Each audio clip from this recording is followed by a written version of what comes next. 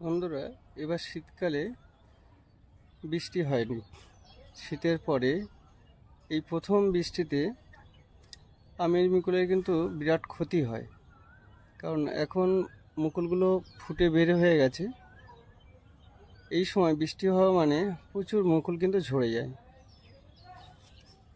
এবার যেমন আমের মুকুল হয়েছে, এরকম বৃষ্টিতে কিন্তু প্রচুর আমের মুকুলের ক্ষতি হবে।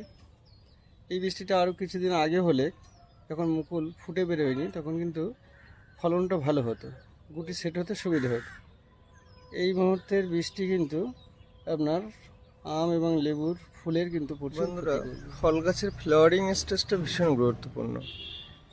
এই সময় দেখুন, একটা অসময়ের বৃষ্টি গাছটির প্রচুর ফুল এসেছিল, সেই ফুলগুলোর কিন্তু প্রচুর ক্ষতি সাধন করলো এবং বেশিরভাগ ফুলটাই কিন্তু ঝরিয়ে দিয়েছে।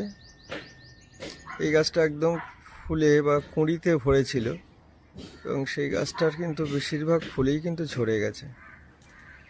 আম, লেবু, জামরুল এই সময় ফুলের সময় কিন্তু বৃষ্টি ভীষণ ক্ষতি করে দেয়।